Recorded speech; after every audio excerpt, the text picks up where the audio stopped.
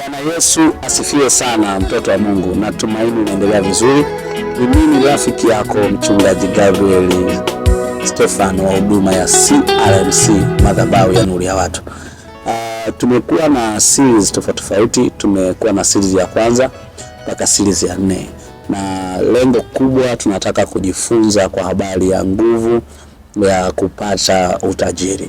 Ukweli ni kwamba maisha yetu bila kuwa na uchumi mzuri, watu wengi wanateseka sana, watu wengi wanaumia, na kuna watu wengine wanaacha wokovu kabisa kwa sababu uchumi hauko vizuri. Huo ni ukweli usiopingika.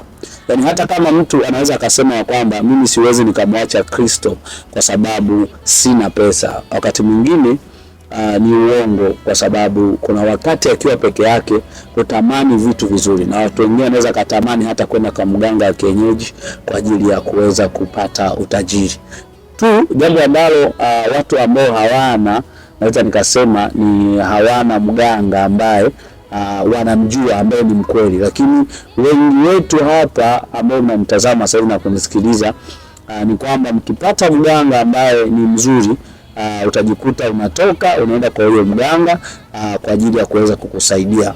Shida tu ni kwamba haumjui mganga, kwa sababu haumjui mganga. Na ndio maana ukitaka kujua kwa nini mtu anaweza akaenda kwa mganga, ni pale ambapo anaposikia muujiza au mchungaji fulani yuko eneo fulani anatenda muujiza, unakuta mtu anakimbilia pale, na akifika pale asipopata kile ambacho anatakiwa akipate, atatoka atakimbilia kwenye kanisa jingine. Kwa hiyo unaweza ukashangaa, kwa sisi wachungaji unaweza ukashangaa leo mshirika wako yuko kanisani anasali, lakini baadaye akiona mchungaji mwingine ambaye anatenda miujiza, anafanya vitu vingi vizuri, unakuta anakimbilia kule. Kwa nini? Kwa sababu watu wengi wanatamani kufanikiwa.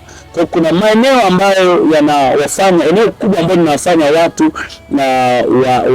wapambane kufanikiwa ni eneo la uchumi, kwa sababu ili mwanadamu aweze kuishi hapa duniani anahitaji chakula, anahitaji sehemu ya kulala nzuri, lakini pia anahitaji mavazi. Lakini tukitoka hapo tunaelekea kwamba mtu anahitaji kuwa na gari nzuri, anahitaji kuishi maisha luxury. Kila mmoja hapa duniani anatamani kuishi maisha mazuri sana. Sasa tuondoke kwenye eneo la unafiki ambapo mtu anaweza kusema mimi nampenda Yesu, mimi Yesu ni kila kitu kwangu. Ukweli ni kwamba unahitaji pesa, lakini habari nzuri ni kwamba Yesu ndiye anatajirisha. Yaani Mungu ndio anatajirisha, na kuna kanuni ukizifuata utaona matokeo. Shida ni kwamba watu wengi hawafanikiwi kwenye maisha yao kwa sababu kubwa inayowafanya wasifanikiwe.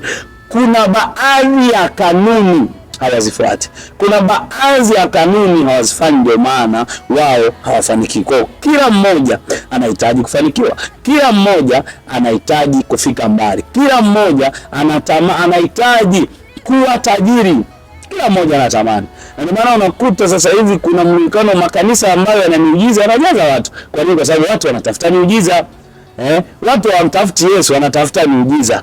Yaani most of people, Christian people ambao wapo, watu wengi wanatafuta miujiza. Hata ukiangalia makanisa ambayo yana watu wengi, yana kila kitu, utakuta wengi wao ni walokole ambao waliokoka mwaka 2000, hawakumuona Yesu kwenye makanisa yao, wakakimbilia kwenye makanisa kwa ajili ya miujiza. Ndio maana ukifuatilia, ukichukua mshirika mmoja wa kanisa la X, afu ukaanza kumuuliza maswali kwa habari anashasali makanisa mangapi, utakuta huyo mtu amesali makanisa 6, 7, 8, 9. Kwa session hii ambayo nimejaribu kuelezea ni kwamba unahitaji nguvu ya kuweza kufanya ufanikiwe. Unahitaji kuwa na maarifa sahihi ya kuweza kufanya ufanikiwe. Mimi Mungu ameniambia natakiwa nifundishe kila mmoja aweze kujisimamia binafsi, aweze kusimama, ajue namna ya kusanya nguvu, ajue namna ya kuomba na kuona matokeo.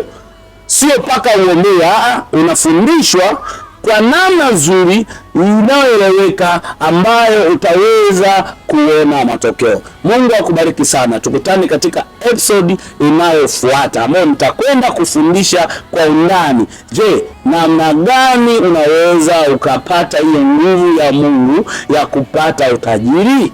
Mungu akubariki sana. Shalom.